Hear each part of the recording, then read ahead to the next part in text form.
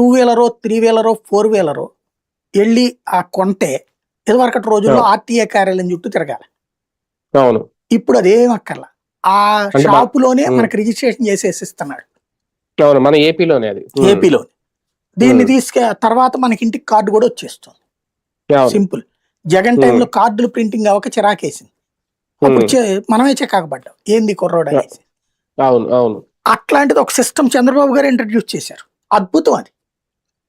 అట్లాగే నేను రిజిస్టర్ ఆఫీసులో భూమి కొన్నా, నా చేతికి ఇంటికి పట్టాదారు పాస్బుక్ వచ్చేయాలా, లేదా అక్కడే ఇచ్చేయాలి పట్టాదారు పాస్బుక్. మధ్యలో ఈ కాగితాలు పట్టుకెళ్ళి ఎంఆర్ఓ కార్యాలయం దగ్గర తిరిగి అక్కడ ఉన్న బ్రోకర్లను పట్టుకుంటే అప్పుడు వాడేదో జాలి తలిచేస్తాడు మనకి. అది కూడా లంచం దీని. ఇది ఒక ఎత్తు అయితే ఇప్పుడు మరీ కొత్త విచిత్రం అయిపోయింది. ఇప్పుడు ఇదివరకు ఏంటి, ఇంట్లో పెద్దవాళ్ళు చనిపోయారు, చనిపోయిన తర్వాత ఆటోమేటిక్ గా భార్యకి ఆస్తి హక్కు వస్తుంది బతికున్నప్పుడు, ఏ ఆస్తి రాయకపోతే. లేరు పిల్లలు ఉంటే గనక పిల్లలకి సమాన హక్కు వస్తుంది, ఎంతమంది ఉంటే అంతమంది, ఆడపిల్లలతో సహా.